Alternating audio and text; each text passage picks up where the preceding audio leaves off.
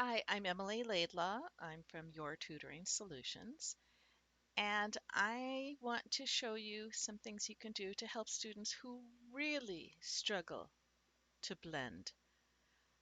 And I've made several videos showing very struggling students, but I want to talk about students who really struggle, whether it's from um, uh, having other disorders or other uh, disabilities that make reading even harder. And I'm not talking about students who are hearing impaired. I really have no knowledge on how to help with that. So assuming hearing, but from whatever else might be making it difficult for students. And we have students with ASD. Dyslexia is given, but if you add on to that spectrum disorder, or if you add on to it low working memory, if you add on to it cognitive impairment or a um, low IQ, um, whatever it is that's making it even harder for our students, I want to talk about those kids today. And I'm going to make a caveat here, give you a little background, is that I have not taught kindergarten. I've had fewer than maybe 10 kindergarten students whom I have taught to read, um, because students in kindergarten, parents rarely seek extra help. So I have had very, very few experiences with the kindergarten students. Um, so I usually see them afterwards. One of the things that is often very difficult for students is the mindset. So students who have been struggling, and we see it from kindergarten, definitely from first grade, we see kids who get the mindset of, I'm dumb, I can't do it, or I'm dumb, this is never going to make sense, or I'm already given up on myself. I don't think I can do it. I'm stopping my effort. And that's one of the things we have to battle is that feeling. And of course, success is what begets success. So the wherever we can start so that we have success is a good place to start. But we want to move quickly and let kids see that they can be successful and change that narrative that's going on.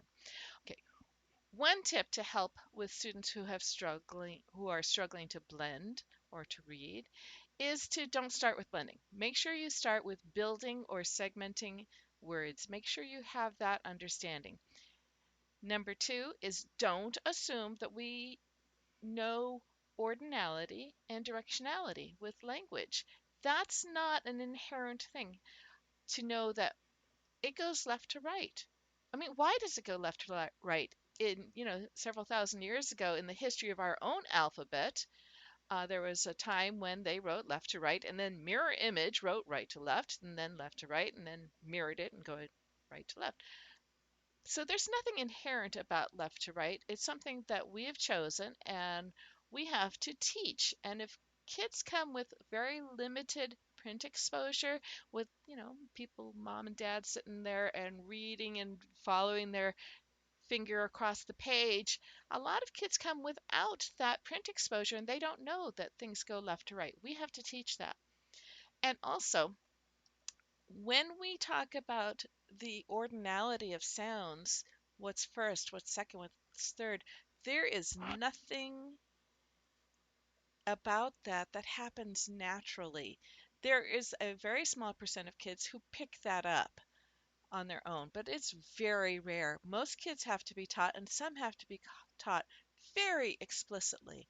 And we talk about our mouth and what our mouth is doing, but I think it's helpful to have a concrete representation. So when you talk about cat, you're not thinking sounds coming from your mouth. You're thinking the object, soft, furry, cute animal that meows and, has funny videos and whatnot. So to go from that object to the sounds must often be explicitly taught. And to say that there is an order of the sounds that come out of your mouth must be explicitly taught. In a classroom, I might line kids up and here's our starting point. Like this is the paper. Here's the red line of the paper. You're first, you're second, you're third. but I find other visuals help even more. Uh, there we go. I like to use an ice cream truck because it doesn't matter. I can line up a bunch of things here, and if I talk about the ice cream truck, everyone knows that this one's getting his ice cream first, and that this one is next, and this one is next, and this one over here, he's last. He's definitely getting his ice cream last. So something that gives them that directionality, and they can see, yeah, this guy's first because there's nothing inherent about sounds being first, second, and third. And we then talk about obviously what your mouth is doing as you're making it. So, first, build your words, build it with you over articulating. So, let's say we're going to build the word mat. Okay, let's notice our mouths, and hopefully, you've been talking about articulatory gestures. Mat, my lips are pressed together. Which sound is that? Mat. Oh, oh, the first part that came out of our mouth. Imagine pulling bubble gum out of your mouth or whatever you're going to do. That's this one. This is the first one. Let's put it here. Oh, did you hear that sound? What sound is it? What letter represents that sound? Let's put that next. Mat. And finally, this is the last sound that came out of our mouth. Did you hear it? Mat. And then we'll say, okay, we have mat.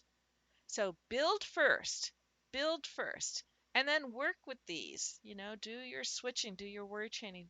Work with these in a way that is functional with a visual representation. Okay, now I've long said that I can teach any child to blend within 3 sessions, but there are some who push. And for those who really push, it's like, okay, we're getting down to the it's not happening naturally, and often it's because of the mindset in addition to um, uh, the struggles, phonological struggles, working memory struggles, whatever else.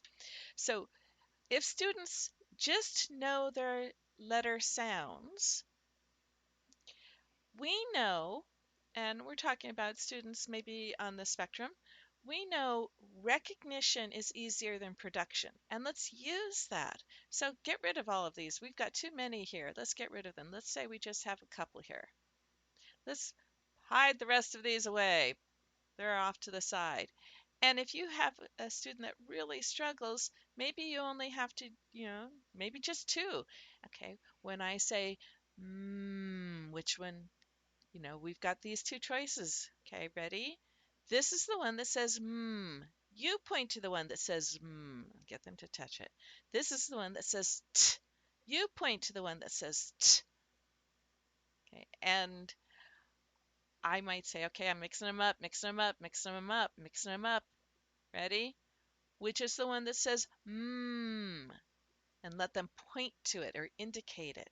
And which is the one that says t, point to it. So recognition is easier than production. So after they've pointed to it and you know that they are good on these, then you can go to okay, well, now what was this one? Where you ask for the production. This is the one that's What's this one? This is the one that's t. So let's say they know individual sounds. Now what can we do to help them to actually blend? I might go to something like this. And this might be too much. Maybe we just start with 2 of these. Hide these here. Okay. So, okay, we've got 2 here. This one, and I will tell them, this one is sa. Ready? Say it with me. Sa. And this one is ma. Say it with me. Ma. And then mix it up, mix it up, mix it up, mix it up. Okay. Can you find the one that says ma? And let them find it. So recognition is easier than production. Okay. Can you find the one that says sa and let them find it? And then mix it up, mix it up, mix it up. Do that a little bit. And they're just recognizing it. They're not producing it necessarily. Well, after they've found it and say, okay, well, say it with me again. Ma. Good. Say it with me. You found it. This is the sa. You say it now. Sa. And then after you get the recognition, then you say, okay, wait, I forget. What was this one? Then you ask for production from them. So, oh, right, this one is ma, and this one is sa. Okay, so recognition first, production after. Get them to find it and then ask them to produce it. Don't just ask them, okay, what does this one say? But if you get them to recognize that when I have said sa, it's this one, and when I have said ma, it's this one, then you can pull it out. Okay, ready? Ma. Now watch me. Map. Oh, look what I just did. Map. Look what I can do now. What was this one now? This one. Oh, that's right. That one is sa. Now it's sap. Now, I'm not necessarily teaching body coda. What I'm getting is recognition that these can be put together. Um, Body coda is definitely better than onset rhyme, but what we're building towards is continuous blending all in the head. So let's pull out another one. Let me, where did my others? Okay, so we can build these, and here we can add in more choices. So more choices happen after they've got the concept. So we can put these guys back, hide them away, and say, okay, can you find the one that says ta? Let them find it. Can you find the one that says pa? And let them find it. So recognition first. And then you will say, okay, let's see. What was this one? This one is ma, and this one is ta, and this one is sa. And then you can add sounds onto it. So might do that. And then I might do the same thing here. If now, because I'm talking about kids that are not just learning one sound, if they've only learned one or two, you can hide these away and do the same thing here. This one says sa, and this one says si, if they've learned these two sounds. Sa and si. All right, mix it up, mix it up, mix it up. Which is the one that says si, and let them find it? Which is the one that says sa? Let them find it. If you can add on another one. So it's saw. And I know people are going to say, oh, that says so. But we're talking about the really struggling kids that don't know that this is the word so. So we're going to say, and if they do, you can say, yeah, but we're going to, right now, we're using the ah sound. Just tell them we're going to use the ah sound. So you might have them find the sounds. Okay, which is the one that says sa, which is the one that says sa, and let them find it. And then you can pull out some of these. Let me find a better one. Okay, so recognition, then production. Okay, what was this one? That one's sad. Look what I can do. Let's say it again. Sap. And we just drop on that last sound. Sap. Excellent. Let's try this one. Sep. And we drop on that sound. Now let's do this one. Let's see. What was this one again? See if they can produce. Sit. Okay, watch what's going to happen. Sit. And we drop it on. Ready? This one, do you remember? This one is sa. Watch what we're going to do. Sat. We drop it on. So minimal choices, recognition before production.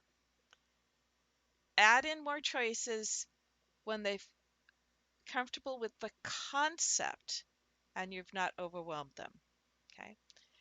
Uh, and work towards success. So whether I show it both ways for my really struggling kids, I might keep one vowel and interchange this.